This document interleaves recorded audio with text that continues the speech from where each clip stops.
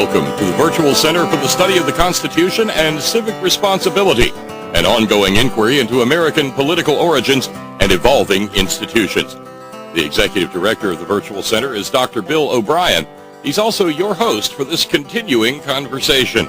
Here he is now, Dr. Bill O'Brien. Thank you, Bob Kincaid, and welcome to today's edition. It's a Wednesday.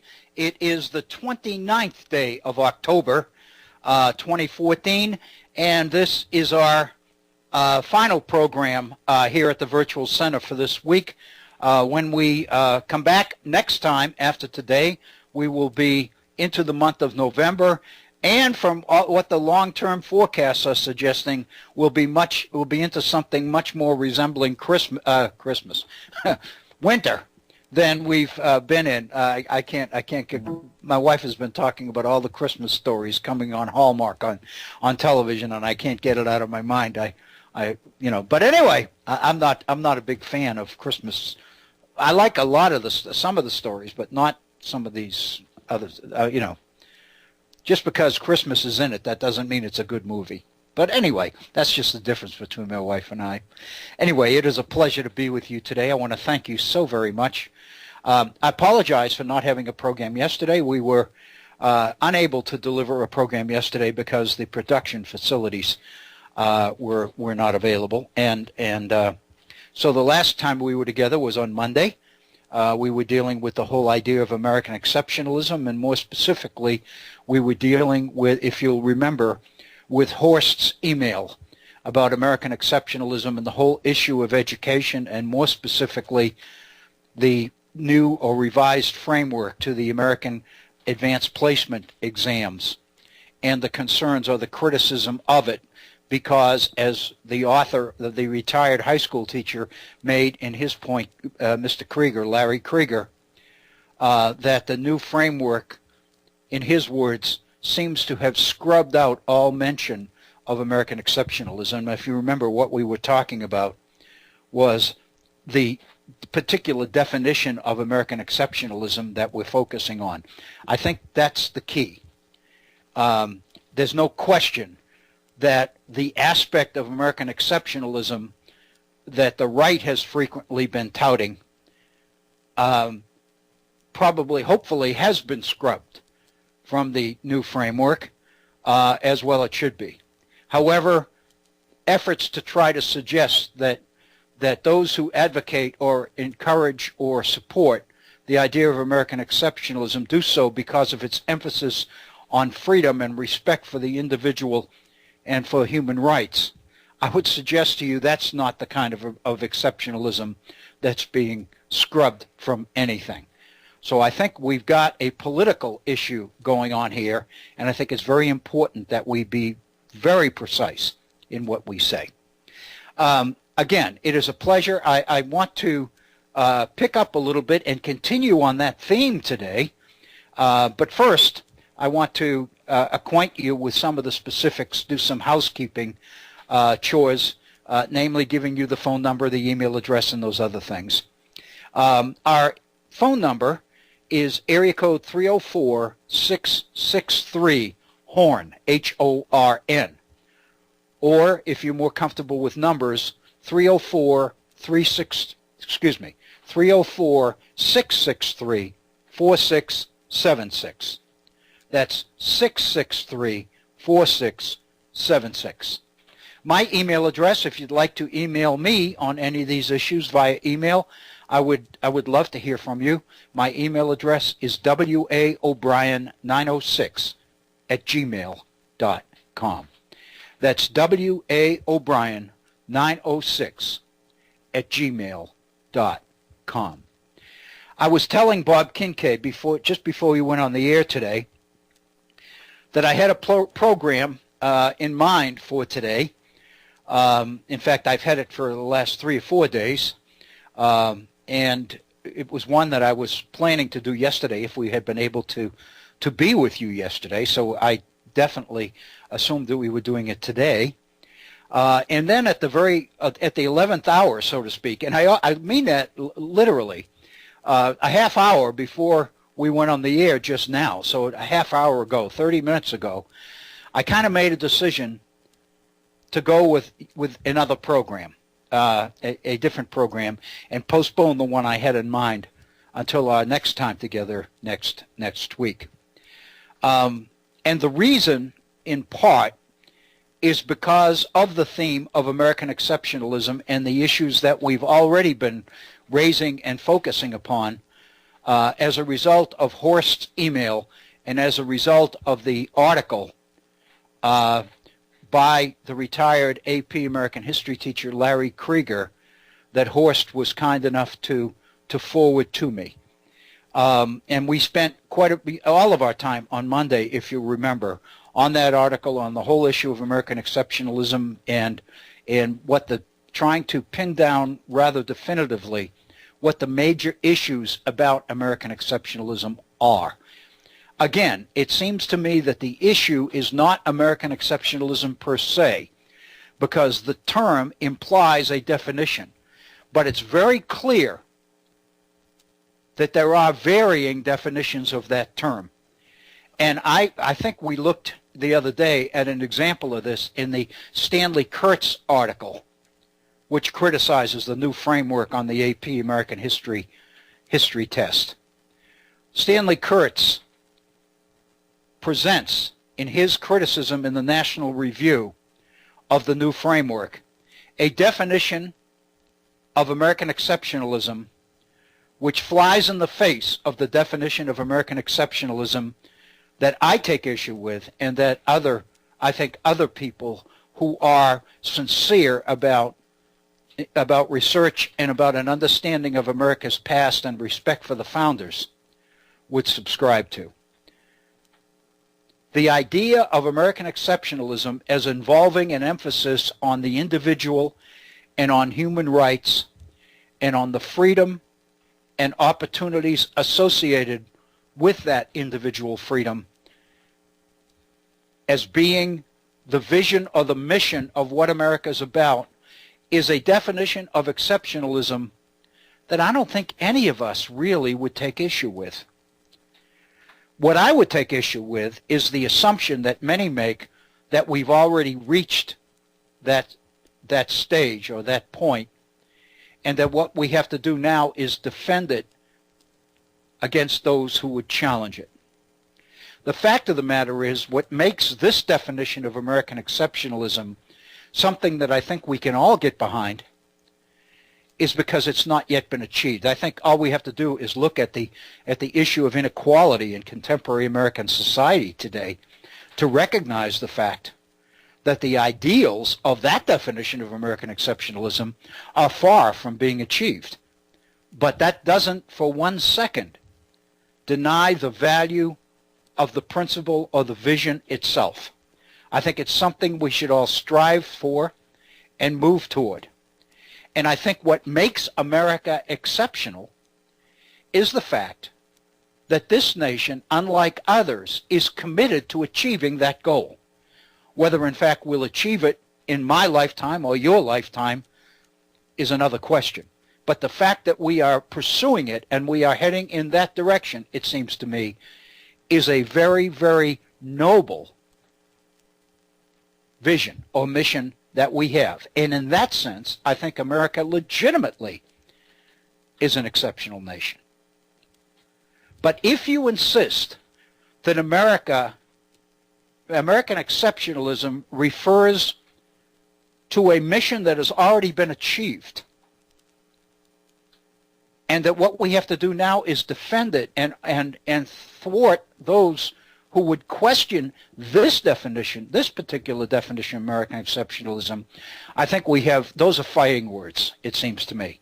I think we really have to take issue with that. Because obviously, the mission of America as an exceptional nation is not an accomplished fact. It's a vision, it's a mission, it's a dream that, as of yet, is unfulfilled. I think that's the difference. And I think conservatives who defend a view of American exceptionalism which seeks to suggest that America's pursuit of perfection has already been achieved, more important seek to rationalize or justify that particular definition of exceptionalism by suggesting that somehow God is responsible for it and has enabled us to reach this point, and that the history of America up to this point is the story of the unfolding of the plan that God laid out for this nation, I would suggest to you, is blatantly absurd. More important than that, it's extremely dangerous. But at the same time, among certain elements in our society, it is extremely, extremely popular. So that's kind of where we were on Monday, and those were the issues that we were focusing on. And if I can, I'd like to share with you just quickly a little bit of a story, of a tale that is really responsible for my desire to do a program today to bring to us here at the Virtual Center. A program today that I really hadn't thought about bringing. I probably would at some point in time, but now seems to be that time. And I actually was debating this morning as to whether to do it now or whether to postpone and hold it in abeyance for a future program. But the fact of the matter is, since it is so consistent with what we've been doing, with the new framework on the AP American History exam, with the idea of American exceptionalism, with the wonderful email that Horst sent from Taiwan, it seemed to me that to pass up this opportunity by addressing this issue now would be a mistake, because then what we would have to do at a future time is reestablish or recreate the kind of situation or the context within which that particular issue would make sense. The fact of the matter is we've already got that context, so therefore it seems to me we ought to pursue it. What is the story that I'm talking about? Well, first of all, let me talk about the program. Let me talk about the issue. The item in question is George Washington's farewell address. And I can almost see eyes rolling and saying, oh, I know what the Washington's farewell address is. That's where Washington warns the nation about the dangers of parties and warns the nation about the dangers of entangling alliances. And if you pick up any textbook in American history, that's what you'll see about Washington's farewell address. For years, I've been teaching elements of Washington's farewell address, and I've pretty much been doing the same thing. Namely, I've been emphasizing the issue of parties and how parties did not seem to fit into Washington's worldview at the time. But my major approach has always been that in his use of parties, Washington is really talking about factions, what Madison called factions, or interest groups, self-interested groups of people who organize and seek to feather their own nests or to satisfy their own self-interest through the political system. And my approach has traditionally been that I don't believe that that's what James Madison had in mind at all in the 1790s when he was instrumental as the organizer within Congress of the opposition party that ultimately in 1800 is able to elect Thomas Jefferson as President of the United States. And that, historians agree, is really the beginning of America's two-party tradition in American politics. And my approach has always been that when Madison is talking about parties in the 1790s, he's talking about something quite different than the factions he talked about in Federalist Number 10 or in Federalist Number 51. That in effect, the word parties is the same, but what Washington meant by it and what Madison means by it in the 1790s is quite different. And without going into this issue here, I think we probably will revisit it later. But you'll remember we did a program some time ago on America's two-party system as being based on the principle of non-responsiveness, non-responsible parties as opposed to responsible parties. And the major difference that I would suggest is that in a responsible party system, the voter would be voting for the agenda, not the candidates. In other words, the voter's attention would be on programs, political programs and policies and promises, not on the candidates. Because the assumption is, in a responsible party system, members of that party in the legislature would be expected to adhere to the party line and vote the party platform. If they didn't, they would be expelled. So consequently, in a responsible party system, the particular candidate becomes secondary because all candidates in every responsible party are expected to vote according to the party leadership. However, in a non-responsible party situation, which is what America's two-party system is built upon, it is unclear what the agenda is. The elections themselves focus more on the candidates than they do the program. And that's why so much of our politics campaigning has become negative campaigning, because the issue is to demean the credibility and the integrity of your opponent, because voters are voting for the candidate that they believe will best reflect and represent their best interest, their own self-interest. But when a particular party wins, there's really no guarantee what that means. And one of the things that the points that I was making in class this morning is that the best example of this is the first one, namely the election of Thomas Jefferson.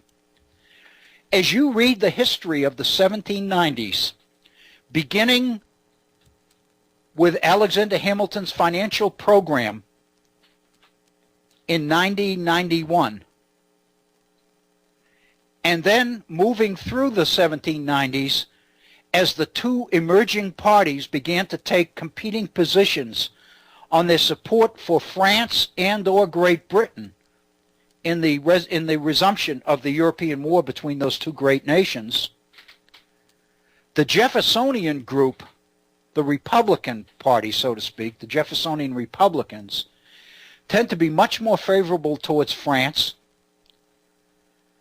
and therefore much more at issue with the politics and the programs of Hamilton and the Federalists, because those programs and those economic policies were more designed to appeal to Great Britain than they were to France. And so as you look through the 1790s, from Washington's Neutrality Proclamation issued in 93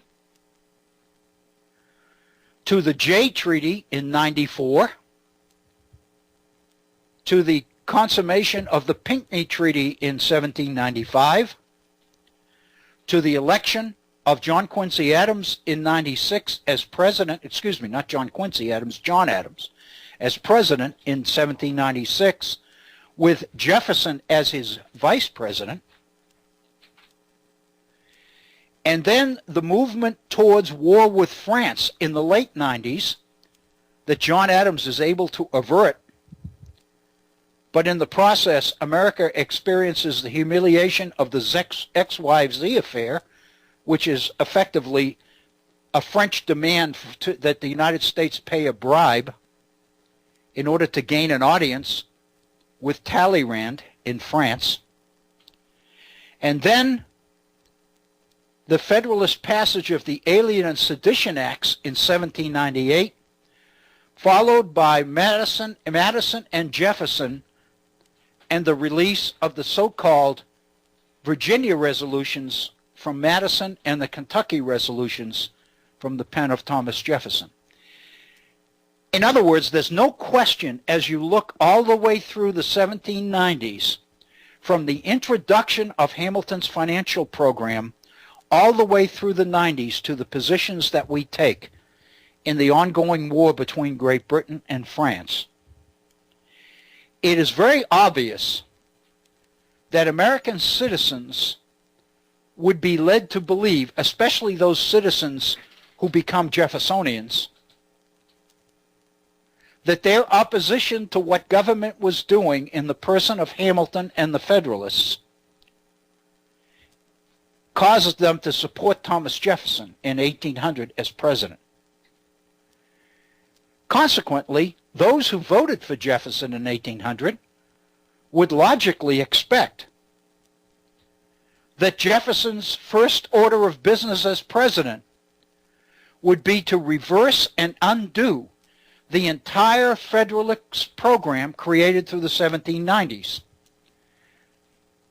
If I were a Westerner or a Southerner or a small farmer who voted Jeffersonian in 1800, I would expect that Jefferson would abolish the Bank of the United States, reverse the policy on the assumption of state debts, cancel the excise tax which produced the Whiskey Rebellion in 1793, lower the protective tariff, which is a key part of Hamilton's financial program,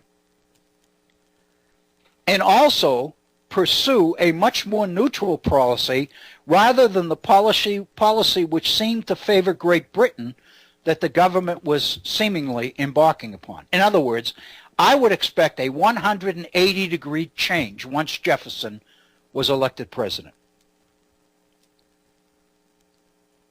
But we know that that did not happen. Jefferson did not abolish the bank. Jefferson did not reverse the funding and assumption bills. Rather, in his inaugural address, Jefferson made the very famous statement that we are all Federalists, we are all Republicans. In other words, now that the election's over, it's time to put aside our differences and to come together as one in this nation. That is a classic example of non-responsible political parties in action. That when your candidate wins, you really have no guarantee as to what the program is going to be. Consequently, you are left, the voter is left with no choice but to focus on the character and integrity of the candidates, because that's all you can do is trust them to do the right thing. Our parties are not responsible parties. They are non-responsible parties. And that's what distinguishes our two-party system from others in the world. When George Washington, in his farewell address, warns the nation on the dangers of parties, he's not talking about the two-party system that comes into existence in the 1790s and is in large part created through the efforts of James Madison. Because let's face it, why would James Madison, who wrote the Constitution of the United States, turn around under the very first president under that government and work to create a party that seemingly was out to destroy the very government that Madison worked so hard to get ratified? Historians have been baffled and have been struggling for years trying to figure Madison out in the 1790s. How do you explain the shift from Madison the nationalist in the 1780s to Madison the Southerner and Madison the Virginian in the 1790s? The fact of the matter is The idea of party that Madison is initiating and implementing in the 1790s is a totally different approach to the idea of party than existed in the nation at that time.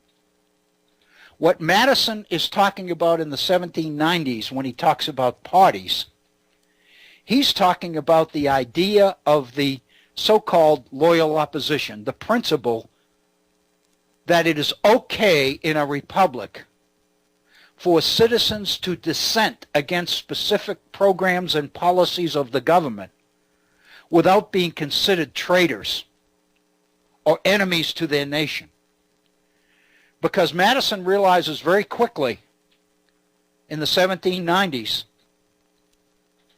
that the opposition to Hamilton's program seems almost to be driving people underground. It seems to be creating an opposition movement which the administration is viewing as treasonous. And Madison quickly realizes that if you continue on that path, you will destroy this republic. And instead, what Madison is able to pick up is an approach to a two-party system, to non-responsible parties, that makes it possible to channel the dissent against the party in power by channeling it into the alternative party and turning dissent into election campaigning with the idea we'll get them next time. That, it seems to me, is what Madison is about in the 1790s. In effect, I believe that Madison recognized very early in the Washington administration, especially when, as a Virginian, he's looking at the implications of the programs that Hamilton is proposing, that the only way to oppose that program, once Washington accepts it, is to become an enemy, to become a traitor to your own country. And Madison recognizes that the Constitution, as approved, was missing a major ingredient, a major element. And that was the right in a republic for people to dissent and to disagree. And out of that comes the idea that a functioning, operational, two-party system in America will create the kind of marketplace of ideas that will allow people from all different areas of the political spectrum to take their concerns and their criticisms and their ideas and their suggestions and throw them all on the table, and let's look at them all, and out of that will come the very best programs possible. What Rousseau defined as the general will. The fact that there is the belief or the faith that there is a best policy, a best decision. And the only way to reach that best decision, in other words, the only way to find access or to discover the so-called general will, is to make it possible for all points of view to be on the table at the same time.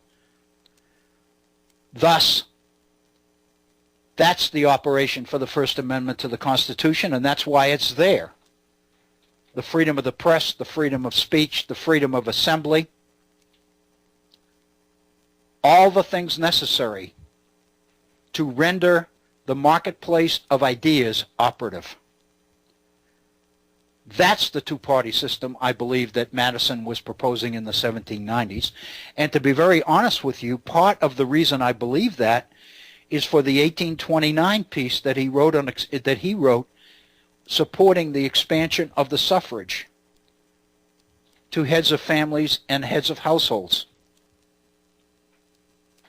Madison believes that the suffrage itself, the right to vote, the elections procedure, can become a major vehicle in the promotion and creation of nationalism, of the idea of community on a national level. Anyway, this is where I've been my whole career. This is the way I dealt with Washington's farewell address, at least that part of it in which Washington focuses on parties and the dangers of parties. And then, of course, as we know, Washington goes much more directly into the issues of the day, which is the party split over support for France versus support for Great Britain. And that's the point at which Washington makes his very famous argument about being very careful not to get involved in what he called entangling alliances. Does not mean, in spite of what a lot of people believe, does not mean that Washington didn't want alliances at all. He felt that short-term, self-interested alliances were quite appropriate. What he was worried about were the long-term ones that committed the nation even when the people involved were gone.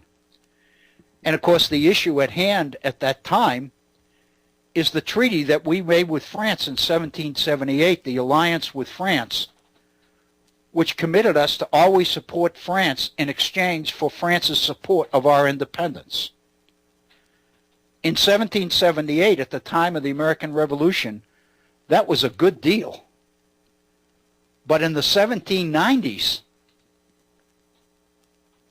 that alliance of 1778 is an albatross around America's neck, because it seems to commit the United States to support France in its renewed struggles with Great Britain,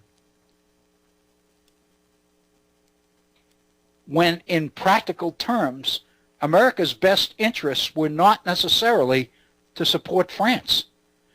Because as Hamilton pointed out as Secretary of the Treasury, our whole commercial future needs to be directed at commercial relations with Great Britain. We can't afford to let a treaty made in 1778 jeopardize the economic and commercial livelihood of the nation in the 1790s.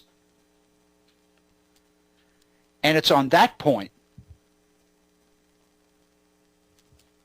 that Washington issues his warning about the dangers of entangling alliances.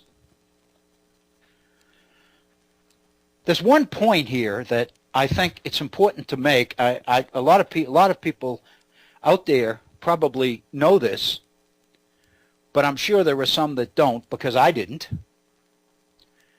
And that is that Washington's farewell address was written by Alexander Hamilton. And if you understand Alexander Hamilton and you've read some of the Federalist Papers, you can begin to see that Washington's farewell address is quite Hamiltonian in the context of his position on issues in the Federalist Papers.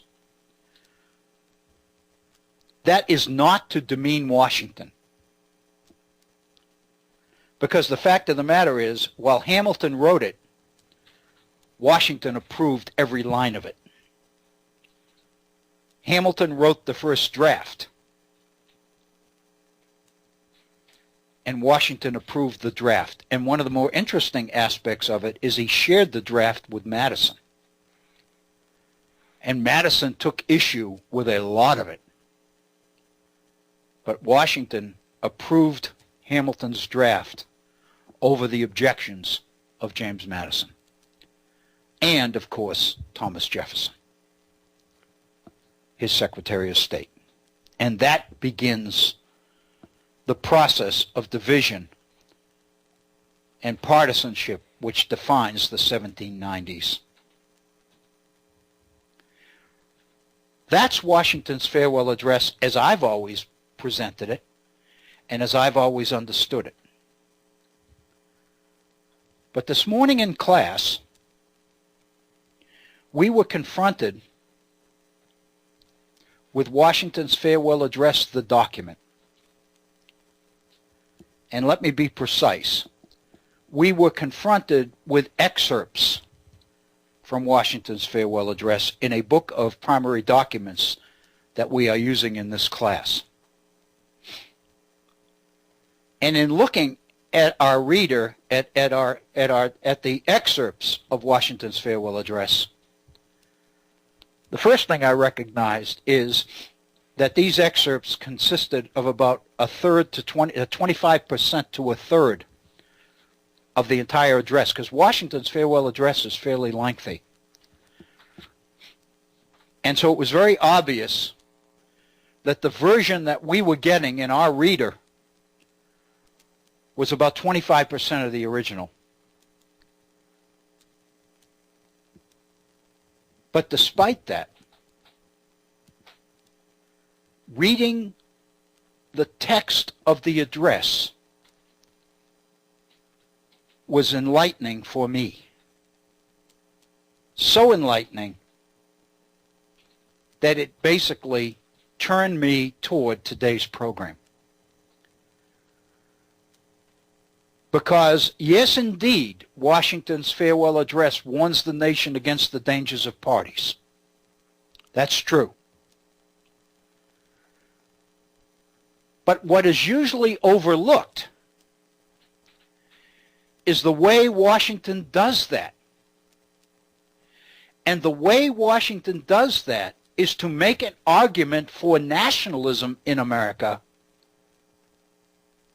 which ever since 1796 has received rather cursory attention from historians, myself included. In other words, what I discovered in class this morning in reading these excerpts from Washington's farewell address was that in the process of making the case against parties, admittedly against the definition of parties, which was not what Jefferson and Madison were doing, but against parties nonetheless, what Washington actually was doing, what Hamilton did in his draft and what Washington approved, was a definition of the role of government in governing in a republic, which up to this point, I think, in the way we deal with American history, has been pretty much overlooked. I suddenly realized that a program or two or three on Washington's farewell address here at the Virtual Center stands as a vital contribution to our understanding of the founders, to our understanding of the Constitution, to our understanding of American history and American politics, and to our appreciation of the framers of the Constitution. I think it would be woefully inappropriate for us here at the Virtual Center to not take the time to pursue Washington's farewell address in depth to a degree that will do justice to what I believe is an incredibly important document. And let me be right up front. When I read Washington's farewell address of 1796, I hear George Washington speaking directly to Ted Cruz, to Mitch McConnell, and to many of the other extreme right-wingers in America. Because what Washington is warning us about in his farewell address is not some abstract thing called parties. He's warning us against the Tea Party. He is warning us in 1796 against what is happening in this nation right now, it would be inappropriate. It would be a dereliction of duty on my part to not address this subject here at the Virtual Center now. With a very, very important election looming in our future on Tuesday, the 4th day of November, it would seem to me that our timing is perfect. So with that, if you'll bear with me, I would like to do justice, or try to do justice, to what I believe is a brilliant piece of political writing. Again, the original draft was written by Alexander Hamilton. But I think after looking at the Federalist Papers written by Hamilton that we've already looked at, and what jumps quickly to mind is Federalist number 9, when he warned of when Hamilton warned of factions and talked about the need for a vigorous government to thwart the efforts of factions. And Federalist 85, in which he warned us of those demagogues on local and state levels that would seek to render the federal government inoperative, inefficient, and unable to govern, but do it in a way which was delusory, that was duplicitous, that was hard to define and to see, that was difficult to understand, an effort literally to weaken government at the same time as it is being justified as a way to strengthen government and make it more in tune, put government more in tune with the will of the founders. That, I would suggest to you, is the most duplicitous of all. So with that, if you'll bear with me, I would like to begin to take a serious look at Washington's farewell address. I don't know how far we'll get with it today, but I think whatever we accomplish will be a positive. It is now 43 minutes after the hour, so we've been in business today here at the Virtual Center for 45 minutes. So we've got about 15 minutes to go before we take our break at the top of the hour, and then a full hour to follow. So I think we can accomplish quite a bit if you'll stay with me. Again, if you have comments or suggestions or ideas or concerns about what we're doing or where we propose to go, I encourage you to pick up the phone and give us a call at 304-663-HORN. 304-663-4676. We would love to hear from you, and I mean that. And if you believe that what you would share with us is something we need to know, then I would suggest to you that we probably need to know it at the outset rather than waiting too long or waiting until we get quite far into the process. So with that, George Washington's farewell address.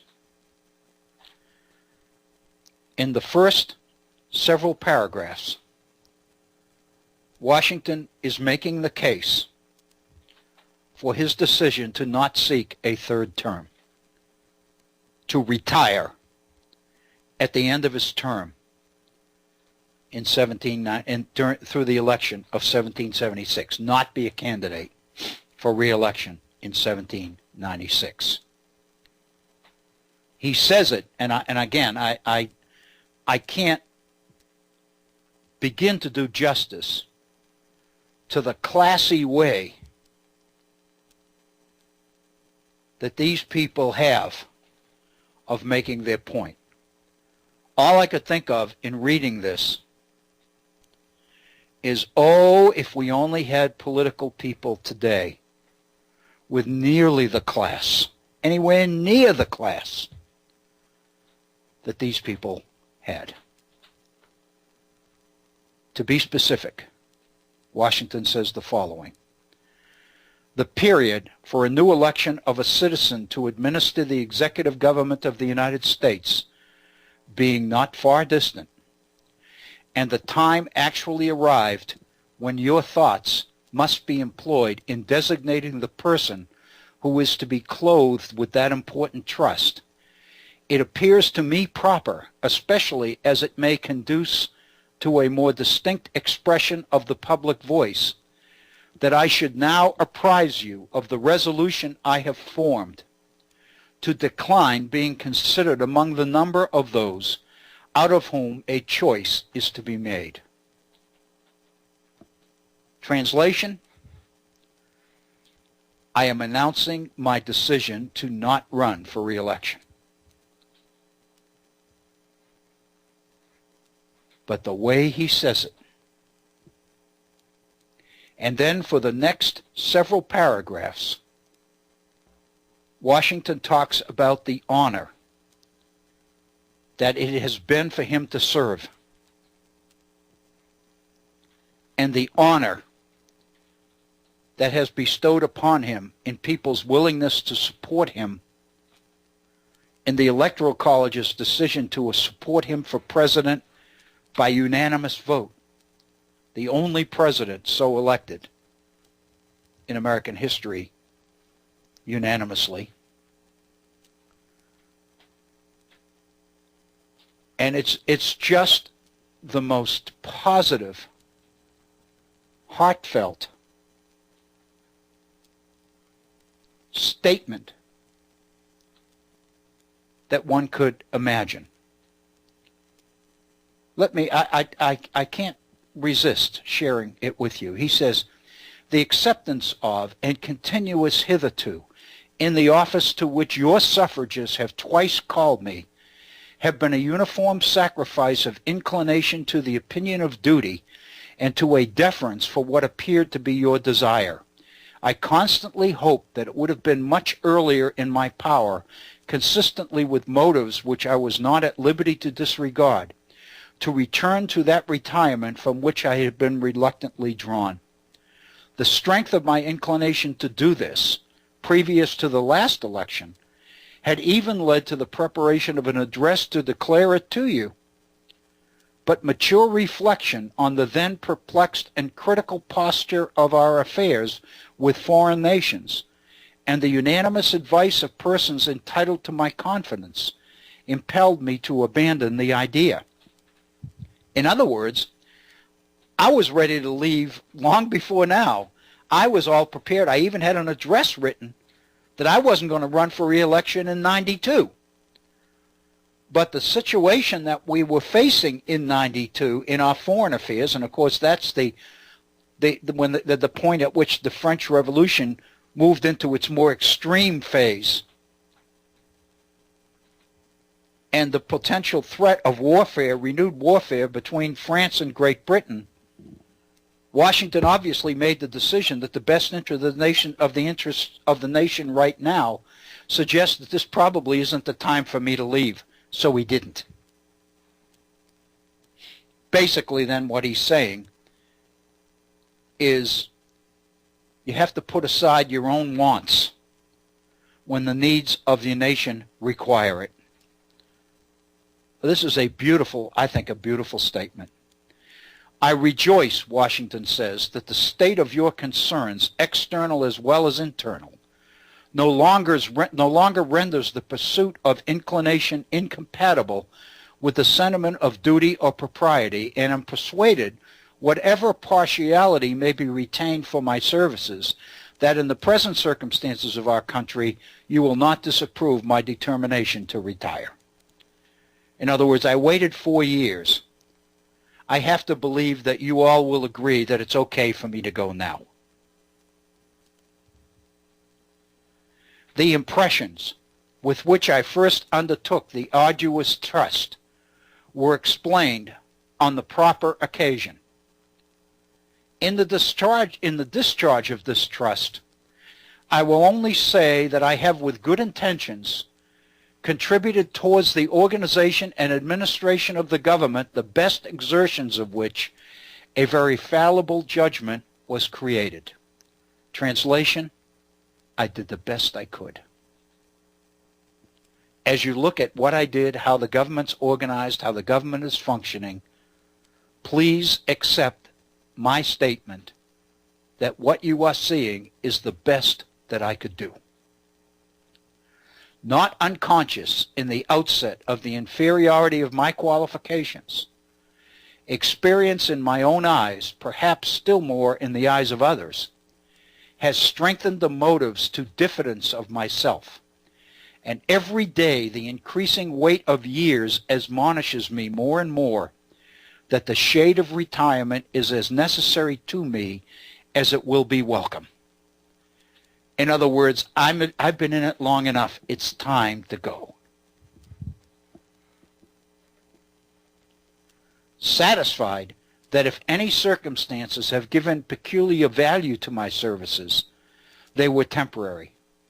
I have the consolation to believe that, while choice and prudence invite me to quit the political scene, patriotism does not forbid it. What he's saying is, I couldn't leave in 92 because my love and duty for the country would not permit it. But now I trust that you will agree with me that leaving now will not constitute a lack of patriotism on my part.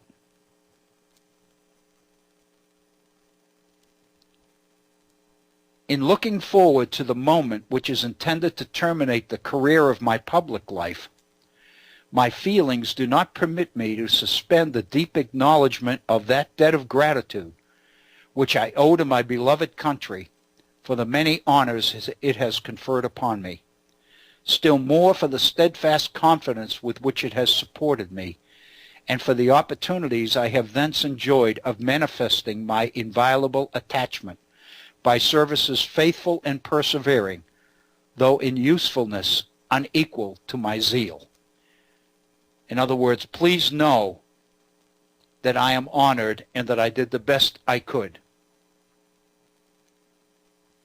And basically what he says is that what I did doesn't even equal what I wanted to do. In other words, I hoped that I could do the very best. I hope that you will accept the fact that I did the best I could.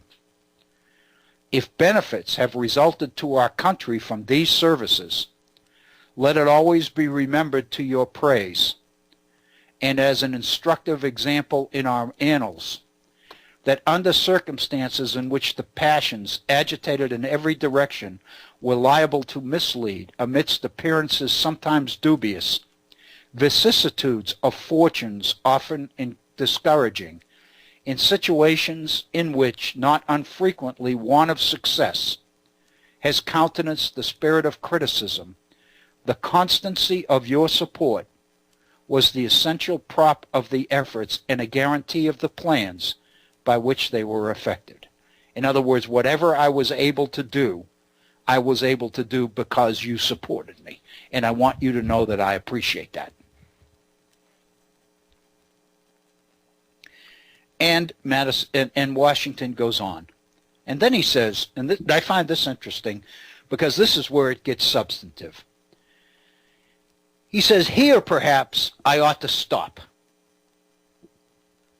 But a solicitude for your welfare, which cannot end but with my life, and the apprehension of danger natural to that solicitude, urge me, on an occasion like the present, to offer to your solemn contemplation and to recommend to your frequent review some sentiments which are the result of much reflection, of no inconsiderable observation, and which appear to me all important to the permanency of your felicity as a people.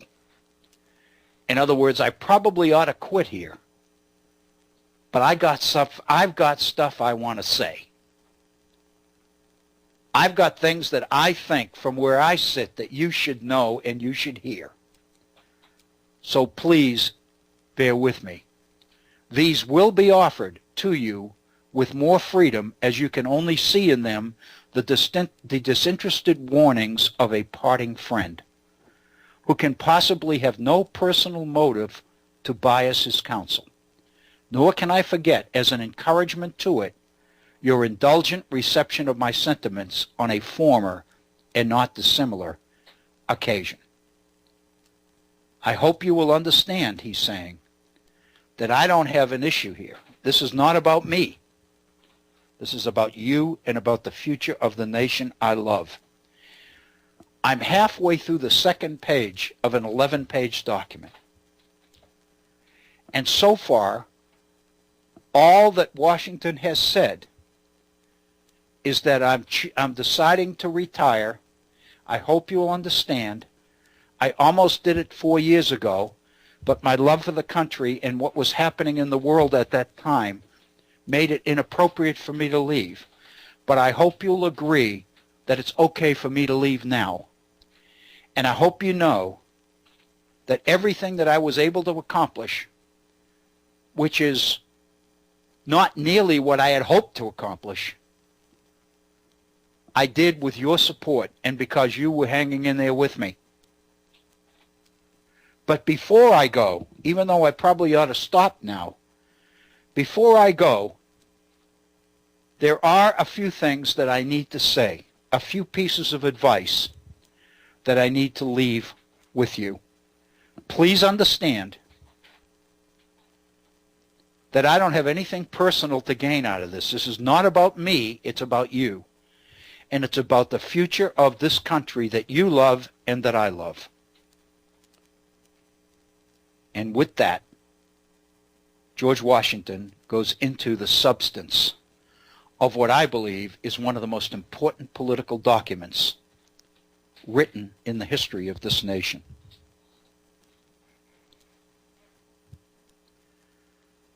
Washington says, and let me clarify my place here.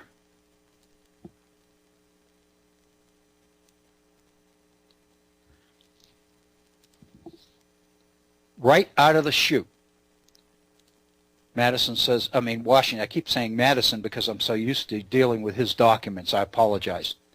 Washington says, the unity of government, which constitutes you one people, is also now dear to you. What Washington is talking about is the unity of the citizenry behind government. The need for all of us to work together and be on the same page. The unity of government, which constitutes you one people, is also now dear to you. It is justly so, for it is a main pillar in the edifice of your real independence. I'll stop. We'll take our break after this sentence, but I don't want to break up the middle of this sentence because I think the thought is one that ought to be whole. It is justly so, he says, for it is a main pillar of the edifice of your real independence, the support of your tranquility at home, your peace abroad, of your safety, of your prosperity, of that very liberty which you so highly prize, period. What Washington is saying here is that everything you are and everything you care about, your independence, your tranquility, your peace abroad, your safety, your prosperity, the very liberty which you so highly prize, all of it is tied directly to the fact that you remain, that you are and remain one people united. It is, in effect, a restatement of John Winthrop's City Upon a Hill speech delivered in 1630. It is a fantastic statement. It is now 2 p.m. in the East. We've reached the end of our first hour. We will pause and take a 5-minute break here at the Virtual Center, and then we'll come back and we'll continue to pursue in depth President George Washington's very famous farewell address. I think what we're going to see is that there are things in this document that up until now few people have recognized and have valued. So I hope, I trust, that you will find our time together on this topic valuable, and that the investment of that time is a worthy one. You are listening to the Virtual Center for the Study of the U.S. Constitution and Civic Responsibility. After a 5-minute break, we'll be right back. Please stay with us.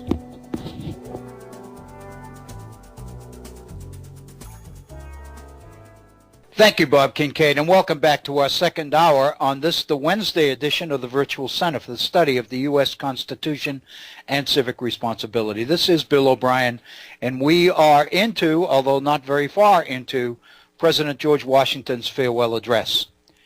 And the issue at hand, I think, I believe, is not the traditional one of the threat of parties, which most people associate with the farewell address.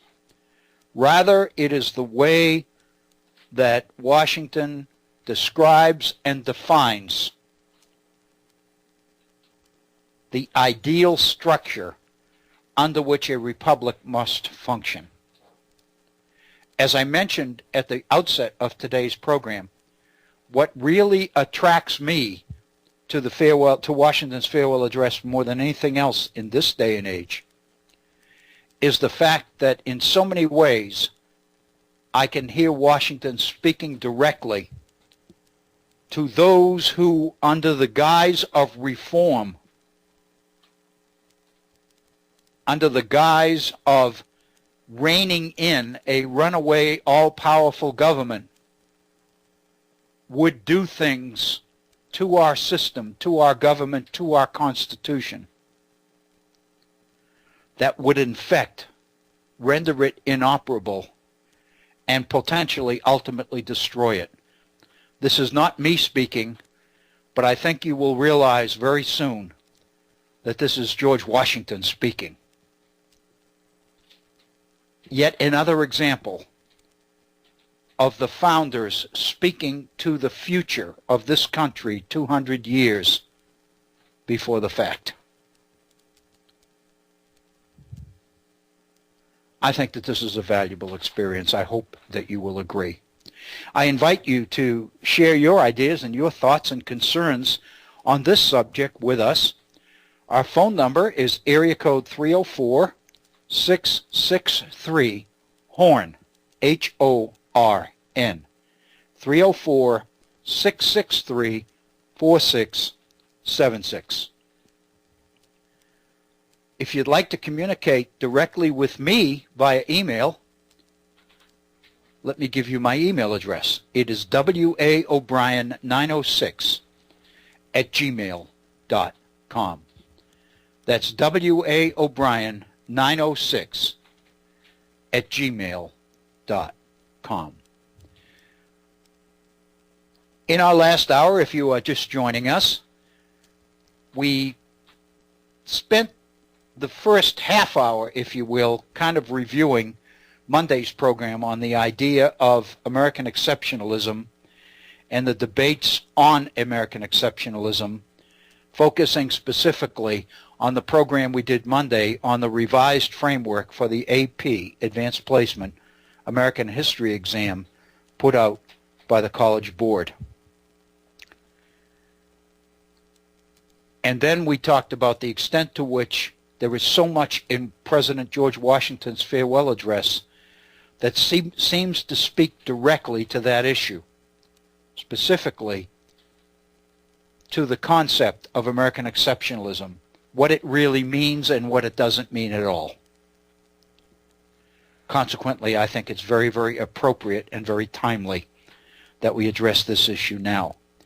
In our last hour, just prior to our break, we dealt mostly with the introduction to Washington's farewell address, in which he announced his retirement, his decision to not run for a third term in the election of 1796, and his very humble appreciation to the people of this country for supporting him, and his assertion that whatever he did in the time that he was in office, he did the very best he could. And he made the point that he trusted that the American people would see his leaving office, his decision to retire, as not being inconsistent with the love and support that he had for the people and for the nation as a whole. And then just prior to our break at the top of the hour, President Washington, in his farewell address, began to get into the substance of the message, or the sentiments, if you will, that he announced he would like to share with the people of this country as he left office. And the very first one is, in fact, the one that causes me to want to deal with this document here at the Virtual Center. President Washington says the following: "The unity of government which constitutes you, one people, is also now dear to you. It is justly so, for it is a main pillar in the edifice of your real independence, the support of your tranquility at home, your peace abroad, of your safety, of your prosperity, and of that very liberty which you so highly prize." Translation, Washington is saying, everything that you value, everything that became possible with the independence of this nation, your freedom, your safety, your prosperity, your liberty, all of these things are directly linked to the fact that we have one government, that you are one people. That's his theme. He goes on, "But as it is easy to foresee that from different causes and from different quarters, much pains will be taken, many artifices employed, to weaken in your minds the conviction of this truth." Here's Washington's warning. It is easy to foresee, he says, from different causes and from different quarters, that much pains will be taken and many artifices will be employed. And I spent some time in class this morning talking about the meaning of the word artifices. The word artifice, when something is an artifice, it's a diversion, it's a delusion, it's a deception. It's an insincere act. So what Washington is saying is many pains will be taken and many attempts will be used to weaken in your minds the conviction of this truth, namely that we are one people and that we are one nation. People are going to go out of their way to convince you that that's not true, or to convince you that that's not the most important thing. And of course what Washington is suggesting is it indeed is the most important thing. As this is the point in your political fortress against which the batteries of internal and external enemies will be most constantly and actively directed, though often covertly and insidiously, it is of infinite moment that you should properly estimate the immense value of your national union to your collective and individual happiness. Wow! What a statement! What a statement! What Washington is saying here is that everything that you hold dear as an individual, everything that you see as a major factor in your self-interest is directly linked to your collective happiness as well as your individual happiness. Everything that you value, everything that you want as an individual can only happen when we remain one people, one nation, together. Let me read that sentence again because I think that one is incredibly important. People are going to come at us. They're going to take great pains and they're going to try all sorts of subterfuges in order to convince us that this idea of one people, one nation is not the truth. But Washington is saying, I want you to know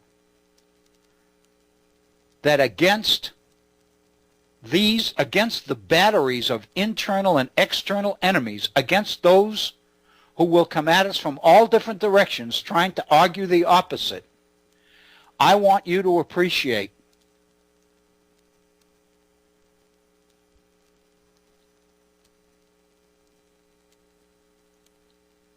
the immense value of your national union to your collective and individual happiness. I want you to realize that everything you value in this life is linked directly to our union, to the fact that we are one people and we hang in there together.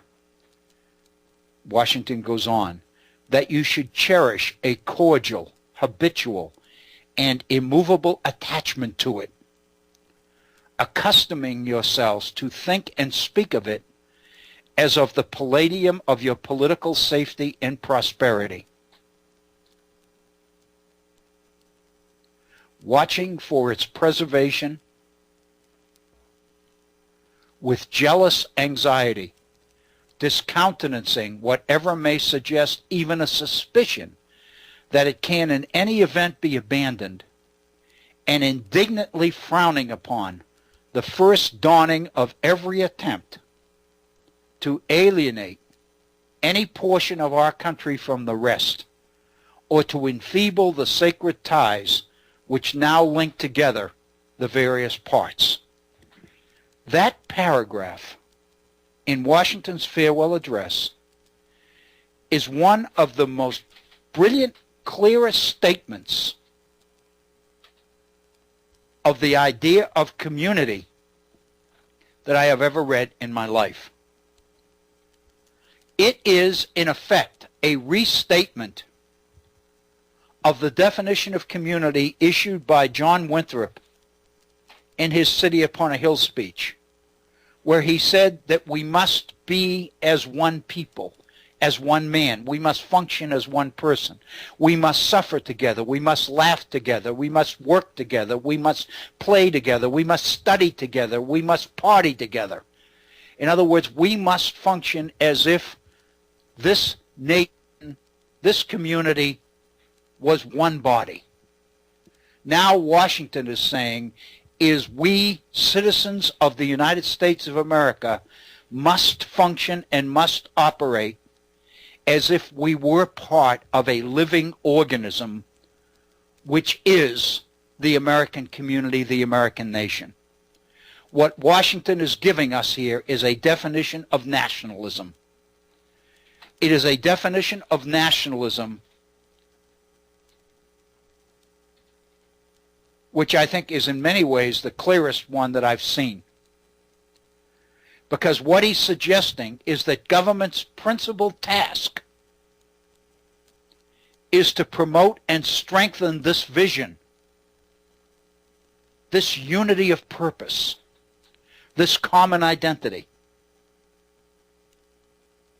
And we must fight off vigorously anybody's effort to suggest that this isn't true. And he's going to go into detail on challenges to this view. For this, he says, you have every inducement of sympathy and interest. Citizens by birth or by choice of a common country, that country has a right to concentrate your affections. The name of American, which belongs to you in your national capacity, must always exalt the just pride of patriotism more than any appellation derived from local discriminations. You must always recognize that your existence as an American, your existence in your national capacity, is the most important part of what makes you whole in this nation. This is what patriotism is all about. And you must resist any effort to weaken that by suggesting what he calls local discriminations. For example, I'm principally a Virginian, or I'm principally a Southerner, or I'm principally a farmer,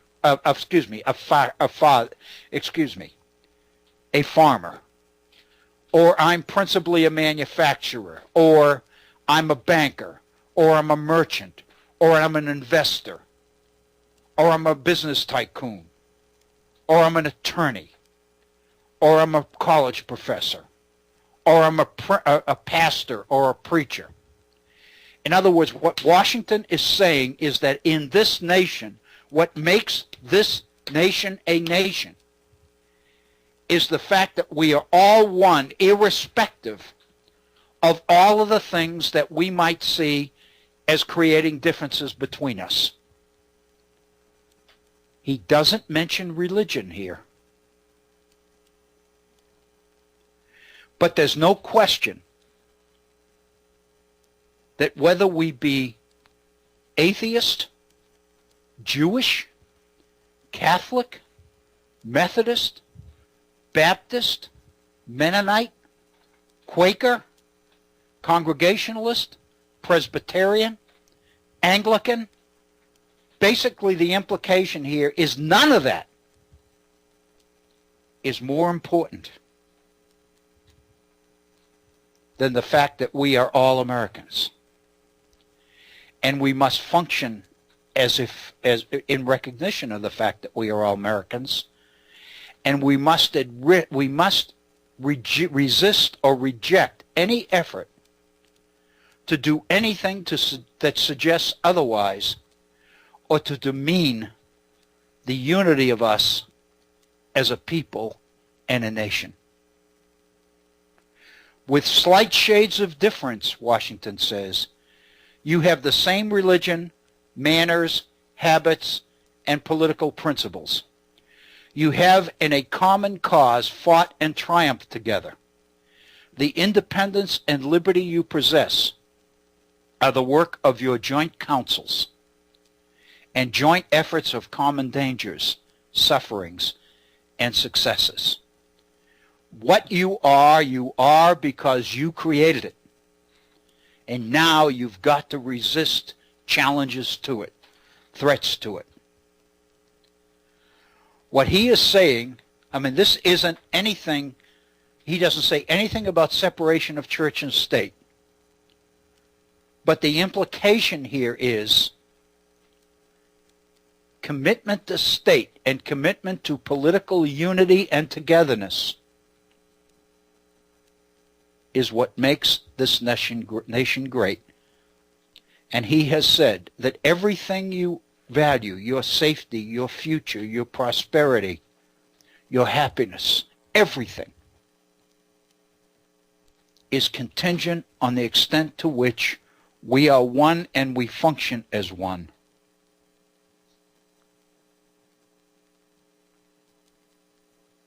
What Washington is talking about, of course, is the idea of American nationalism. And what he is saying very early in America's history is that America is unique from every other nation because we come here from different places, but somehow we all must emerge while we are here as one. This is the idea of a pluribus unum.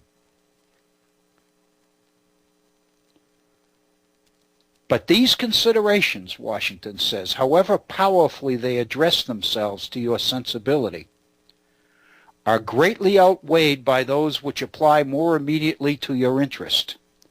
Here every portion of our country finds the most commanding motives for carefully guarding and preserving the union of the whole. These considerations, however powerfully they address themselves to your sensibility, are outweighed by those which apply immediately to your interest. In other words, all of this other stuff is important. But the most important part of this is the fact that it benefits you to be part of this. Every portion of our country finds the most commanding motives for carefully guarding and preserving the union of the whole. What Washington is predicting, is talking about here, is resisting division. Resisting those at that time who continued to advocate the idea that we needed to be more regional, that there were too many differences between Southerners and Northerners, between New Yorkers and New Englanders, between Western farmers and Eastern working people or artisans, between manufacturers and planters, between investors and bankers and merchants.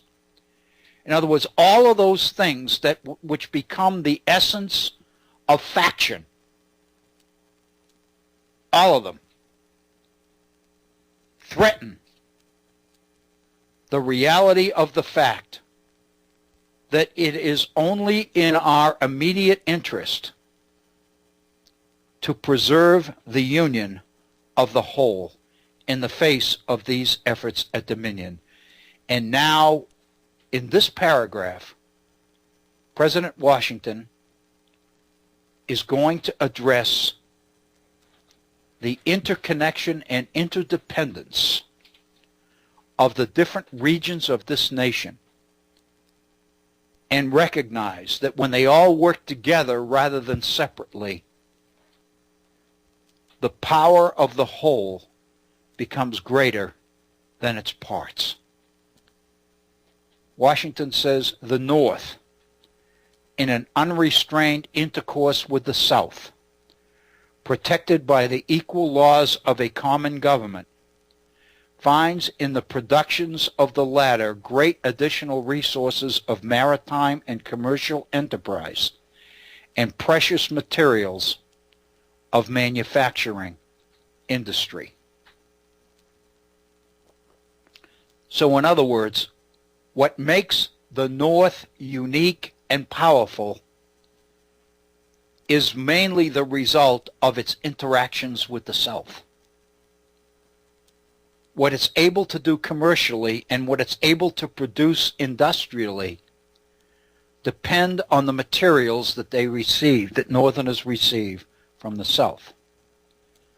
He goes on, the South, in the same intercourse, benefiting by the agency of the North, sees its agriculture grow and its commerce expand, turning partly into its own channels the seamen of the North. It finds its particular navigation invigorated, and while it contributes in different ways to nourish and increase the general mass of the national navigation, it looks forward to the protection of a maritime strength to which itself is unequally adapted. Again, the wealth and power of the South is no less strengthened and guaranteed by its interactions and relations with the North than is the North on its relations with the South. Now he turns to the East, and he said the East, in a like intercourse with the West, already finds, and in the progressive improvement of interior communications by land and water, will find more and more a valuable vent for the commodities which it brings from abroad or manufactures at home. The West derives from the East supplies requisite to its growth and comfort, and what is perhaps of still greater consequence, it must of necessity owe the secure enjoyment of indispensable outlets for its own productions to the weight, influence, and the future maritime strength of the Atlantic side of the Union, directed by an indissoluble community of interest as one nation. What makes every one of our regions prosperous is their interaction and interdependency on other regions. And so the survival and the prosperity of every individual is tied directly to the common interests of all of us as one nation. Any other tenure by which the West can hold this essential advantage, whether derived from its own separate strength or from an apostate and unnatural connection with any foreign power, must be intrinsically precarious.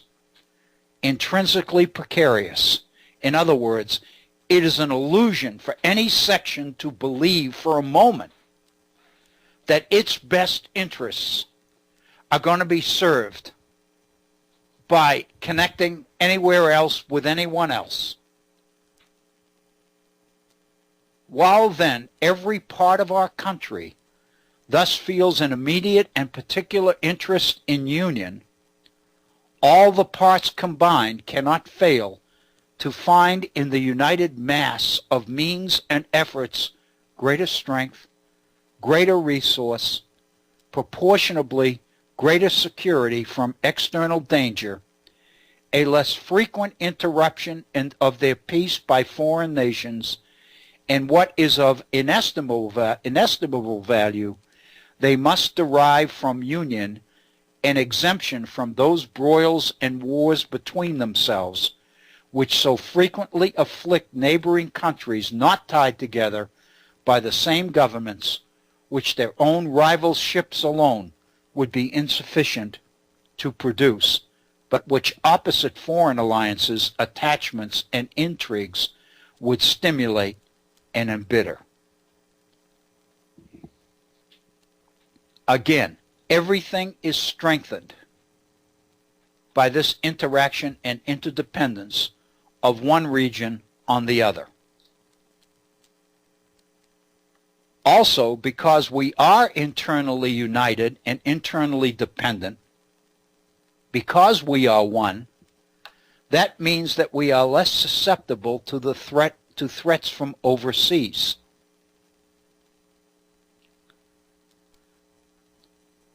The result is that because we're all together under one government, that means that we are not susceptible to the same internal broils, he calls them, and wars between themselves, internal struggles, which others would be. In other words, many of the internal disturbances which existed under the old government, the Articles of Confederation, i.e. Shays' Rebellion, we no longer have to worry about, because we are all one under one government. Hence, likewise, Washington says, they will avoid the necessity of those overgrown military establishments which, under any form of government, are inauspicious to liberty and which are to be regarded as particularly hostile to republican liberty. In this sense, it is that your union ought to be considered as a main prop of your liberty, and that the love of the one ought to endear you to the preservation of the other. Wow, what a sentence.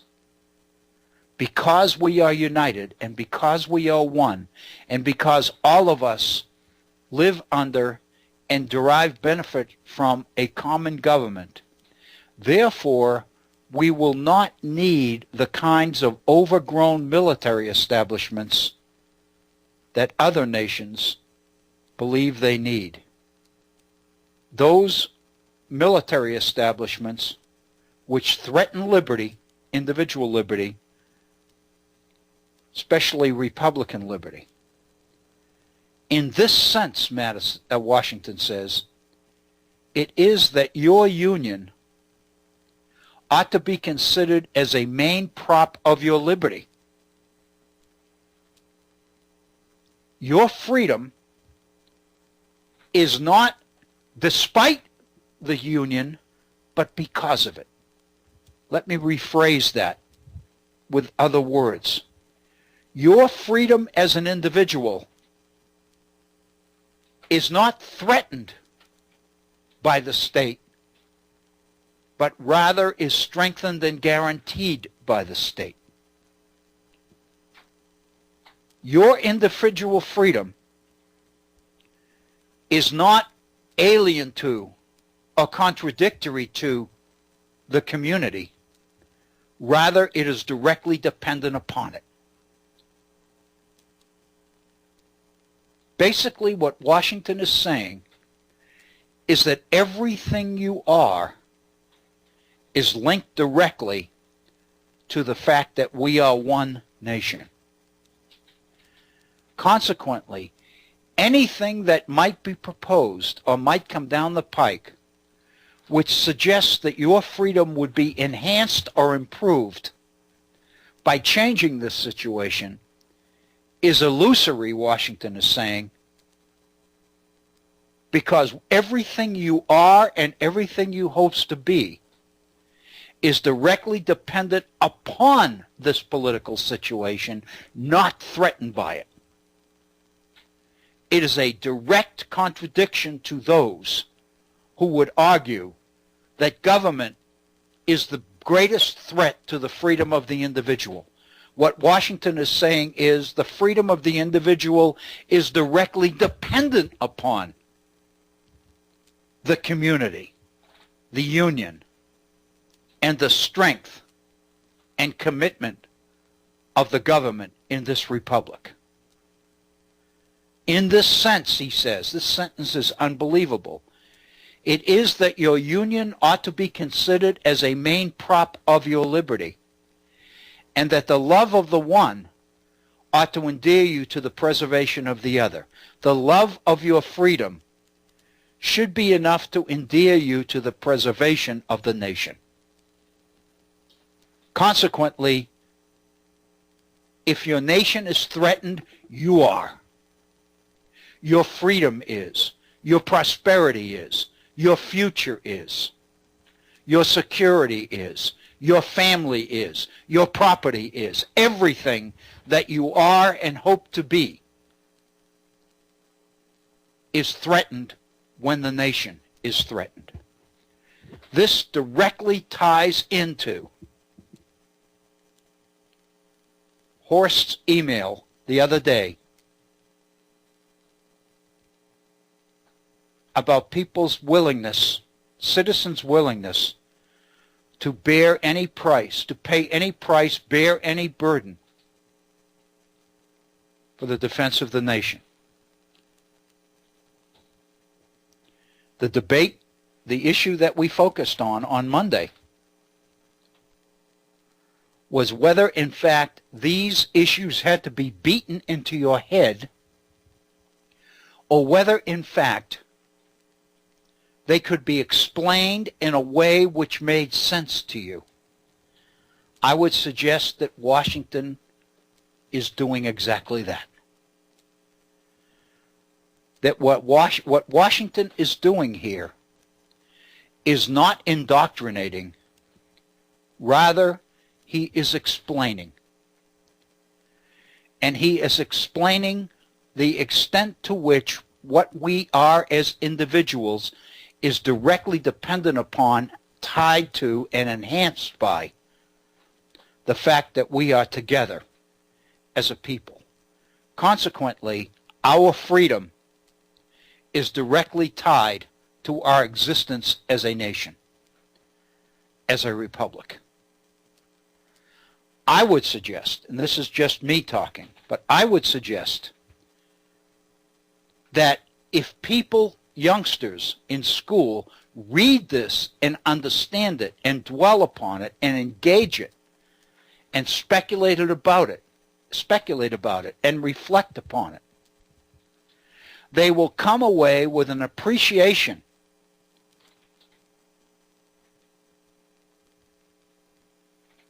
of the realities of what being an American is really about. It is not necessary for young people to believe that President George Washington cut down cherry trees and refused to tell a lie and all of this other stuff that our young people are taught while they are denied access to information that some people fear they might not be able to handle. I would argue that thinking, intelligent, rational people are able to understand this and recognize it. But I would also suggest that once you begin to understand what Washington is saying here, you begin to recognize the threats to this that are posed by those who, in the name of strengthening individual freedom or enhancing individual freedom, pose a direct threat to this. It is these, I would suggest,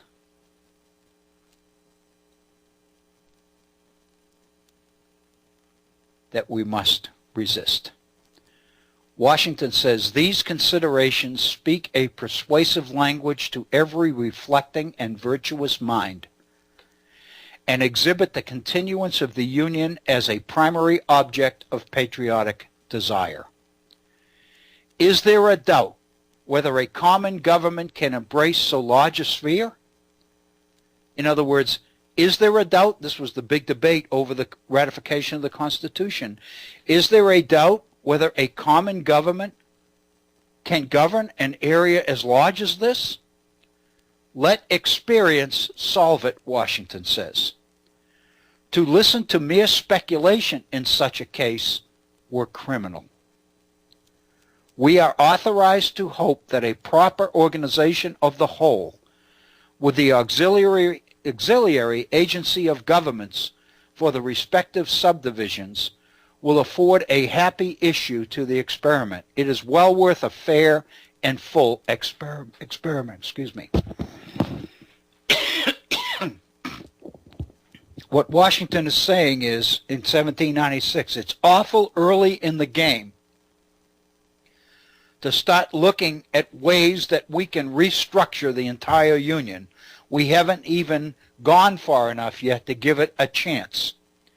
It is well worth a fair and full experiment, Washington says.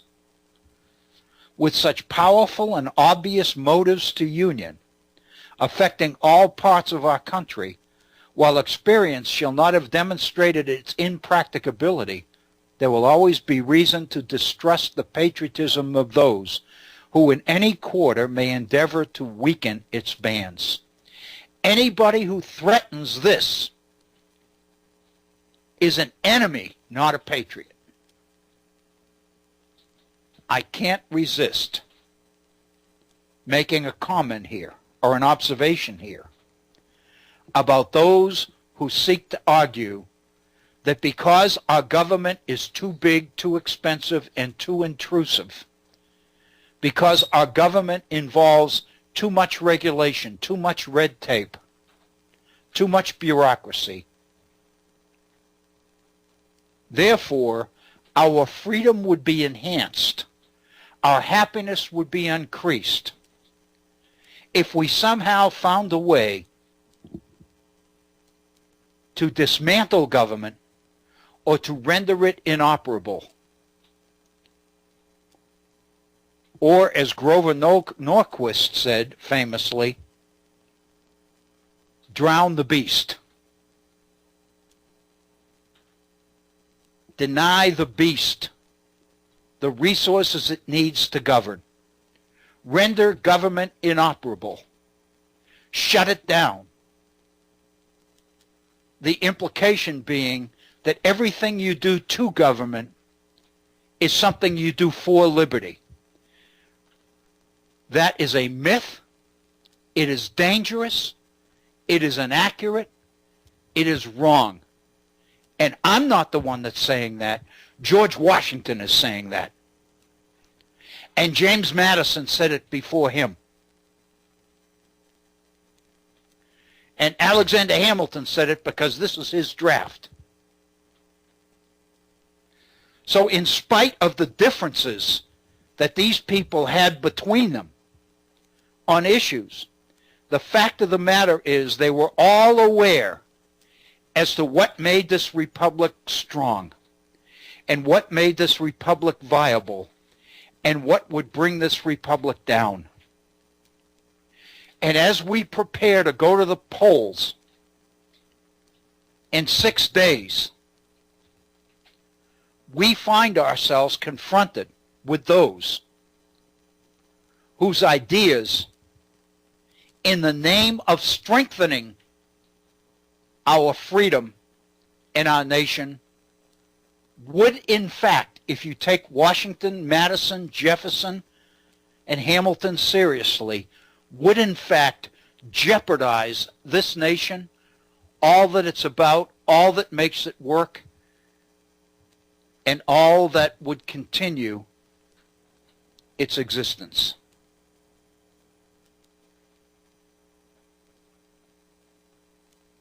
It seems to me we are at 48 minutes after the hour, so we've only got about less than 10 minutes left in our program today. So it's kind of important that we begin to pull some of this stuff together. It seems to me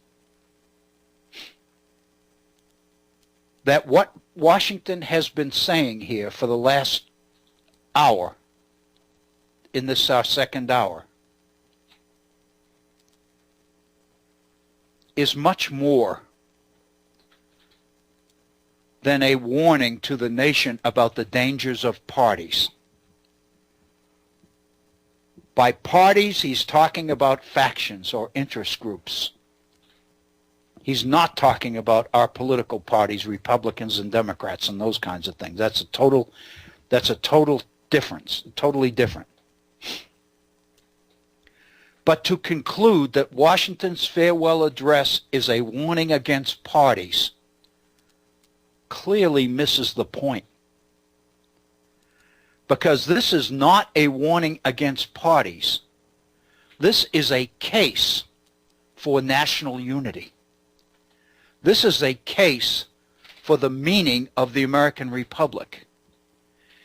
In an ironic way, this particular address written by Alexander Hamilton may be one of the strongest pieces that Hamilton ever wrote. Perhaps it ought to be one of the Federalist Papers. Perhaps it ought to be one of the lead papers in the Federalist Papers. But the fact of the matter is, it makes what Washington was saying and what Madison was saying and what John Jay was saying as well, in the Federalist Papers much more meaningful, because what Washington is doing here is pulling all the Federalist Papers together and explaining to us what this nation is about, what makes it tick. And once you understand that, you don't have any trouble recognizing threats to it. You don't have any trouble recognizing danger.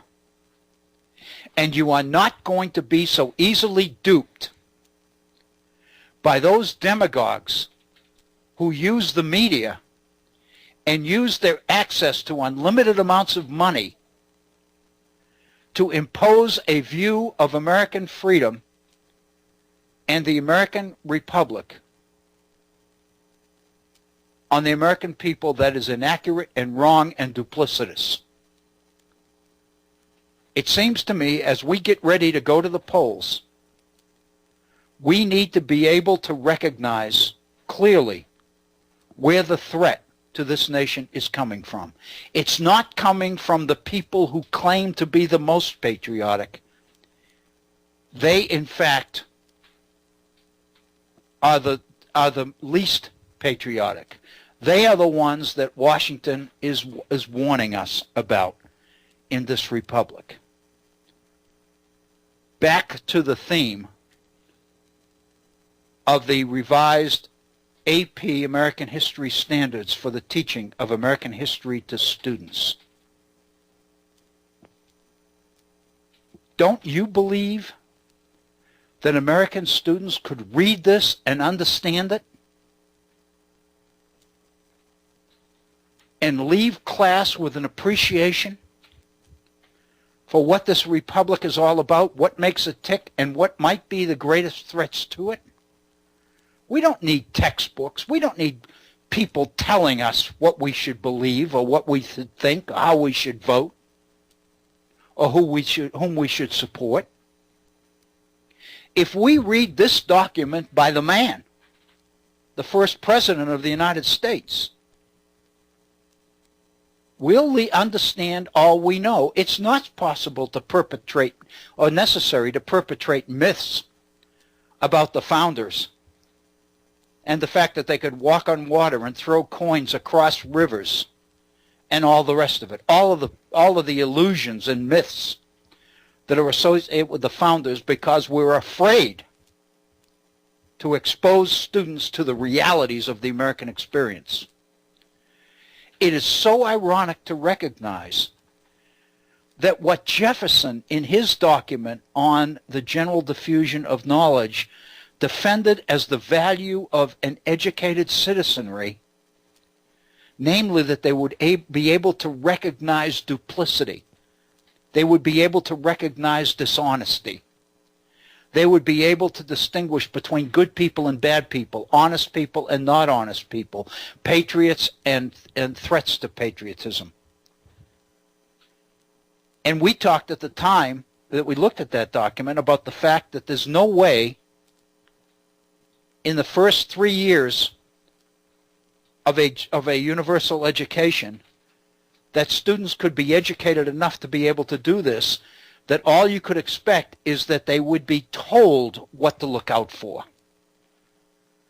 The difference here is that Washington is explaining to us so that we can understand what to look out for. If the American people read this document, reflected upon this document, and understood this document, Ted Cruz would be out of business. Mitch McConnell would be out of business. And I'm thinking of other names that we could use in a similar vein.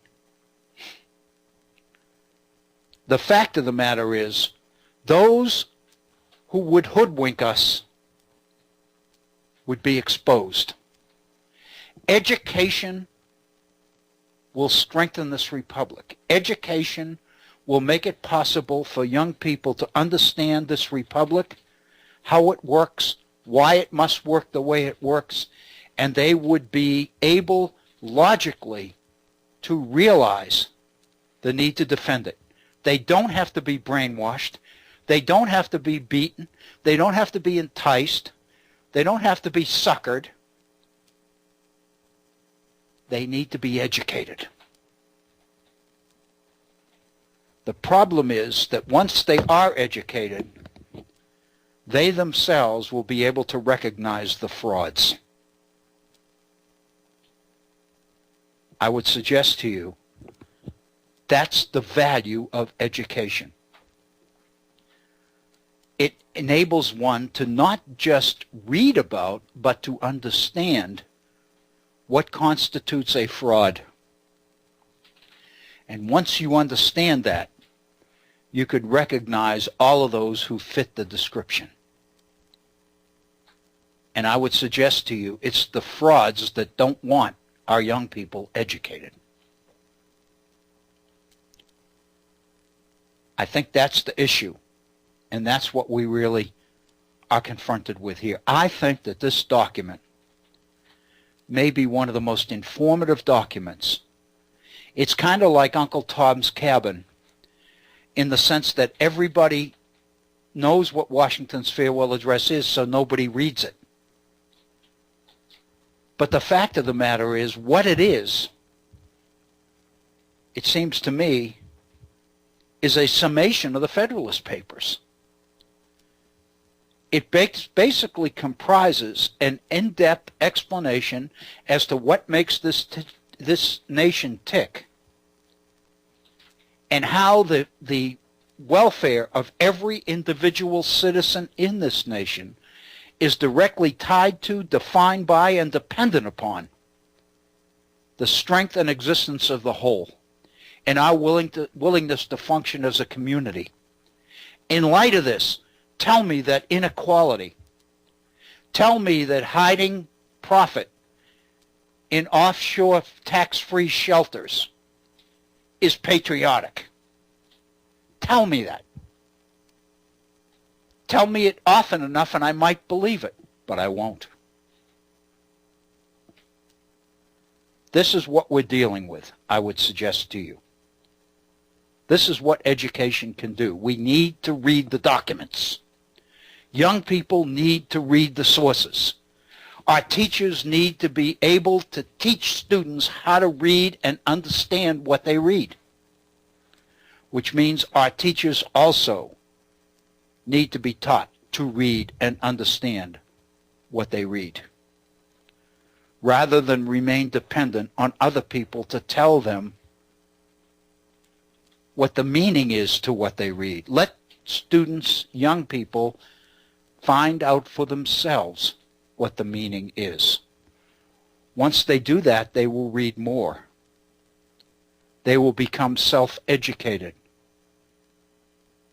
Once they do that, they will become lifelong learners. And the value and benefits of education touted by Jefferson and Franklin and Benjamin Rush and all the rest of them will be realized. This document, I would argue, is critically important. I hope you will bear with me as we revisit it in our next program together. But right now, it is 59 minutes after the hour. We have to say goodbye and invite you to come back and join us next week here at the Virtual Center. I hope you'll have a wonderful week. Please be safe because we want you back.